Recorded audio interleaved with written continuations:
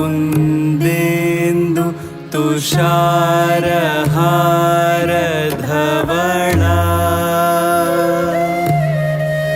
या शुभ्रवस्त्रावृता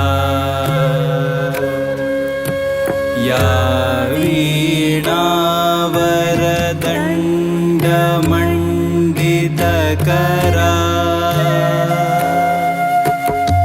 या श्वेतपद्मासना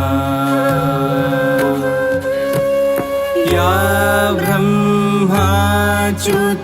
शङ्कर प्रभृतिभिर्देवे सदा वन्दिता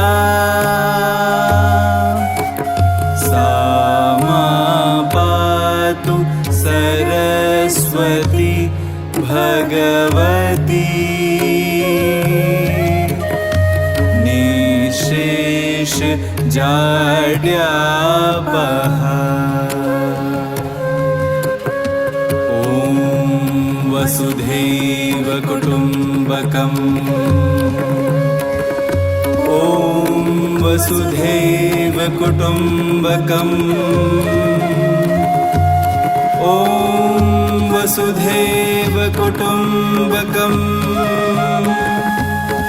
ॐ वसुधैव कुटुम्बकम्।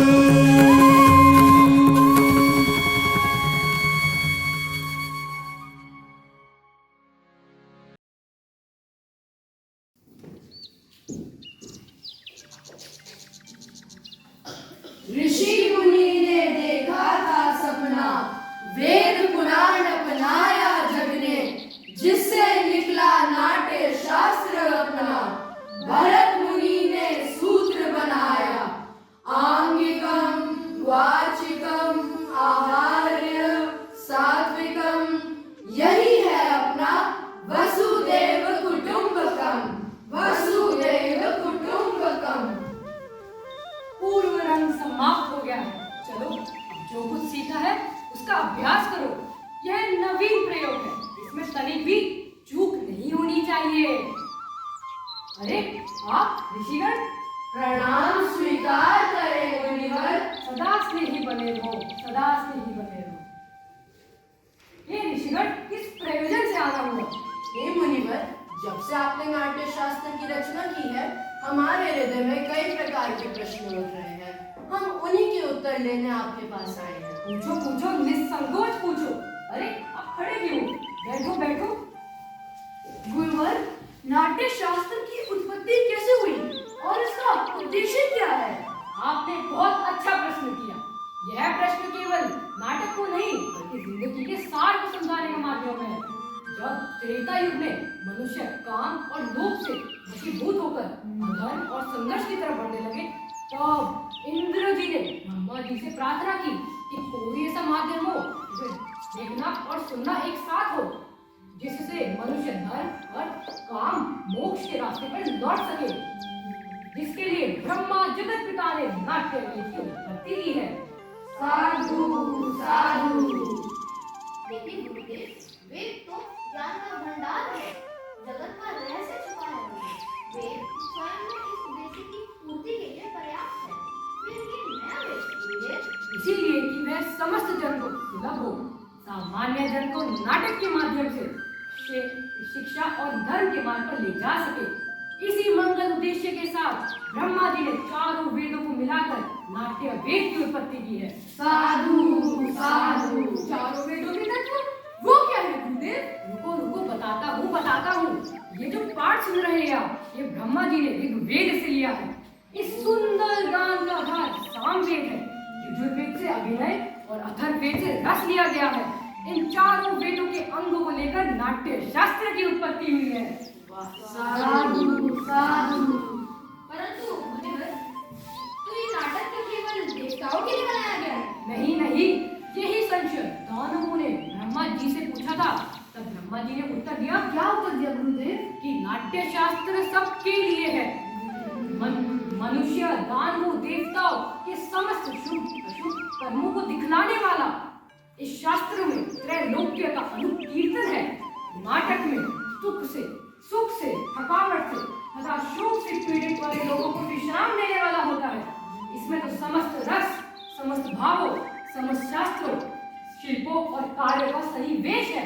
अद्भुत! ऐसा कोई कार्य, ऐसा कोई ज्ञान नहीं जो नाट्य में ना दिखे। अद्भुत मुनिवर, अद्भुत। समस्त सृष्टि का समावेश, लौकिक और अलौकिक भी, बहुधर्मी, सारे प्राणियों के भावों की प्रतिनिधि कला। हाँ ऋषिगण, हाँ, समस्त कलाओं का उद्गम, आप ये कह सकते हो समस्त कलाओं का संगम। परंतु मुनिवर, नाट्य कला तो बहुत अद्भुत कला है। यह उतना ही जरूरी है जितना जीवित रहने के लिए सांस लेना। सही बात। फिर हमारा समाज इसे गंभीरता से क्यों नहीं लेता? क्यों नहीं लेता बताइए? कलाकारों को अनावश्यक और अनपेक्षित क्यों समझता है? बताइए। हम तो कलाकार हैं, नीति के नियंता थोड़ी। कला कर्म करना हमारा धर्म है। हमारे विषय में, हमारे कला के विषय में नीति नियंताओं का विचार करना होगा। प्रयास से साधन या अवसर उपलब्ध कराने होंगे। नाटक केवल कला नहीं है, यह समाज का दर्पण है। यह मानवता को सत्य के मार्ग पर ले जाने का एक अकेला साधन है। रंगमंच जाति, धर्म, भौगोलिक सीमाओं से परे जाकर समग्रता में मानवता की बात करते हैं। आज भी रंगमंच जाति में विषम परिस्थितियों से दूर कर समता का भाव लेकर आते हैं। ये भाव निस्संदेह धरती को स्वर्ग बना सकता है। निस्संदेह मुनिवर, निस्संदेह। कलाविहीन समाज तो पशुओं का समाज होता है मुनिवर। इसी आशा और उपेक्षा के साथ इस समाज, कला और कलाकारों को वो स्थान दे जो उनका अधिकारी है। इसलिए नाट्य शास्त्र को पंचम वेद कहकर पुकारा है। पंचम वेद, समस्त वेदों का ज्ञान। ऋषिगण, मेरे रंगकर्मी पुत्र जी गुरुदेव, आपके स्वागत के लिए आप अपनी प्रतीक्षा बांध ले, प्रस्तुति को तैयार करें। चलो चलकर नाटक का आनंद ले। जी गुरुदेव। वृद्धि हो इस राष्ट्र की, आशा सभी की पूर्ण हो। सृष्टि वह आनंद की, जग में सदा संपूर्ण हो। धरती सदा फूले फले, ऊपर विमल आकाश हो। सज्जन है निर्भय सदा, वह दुर्जनों का नाश हो, वह दुर्जनों का नाश हो।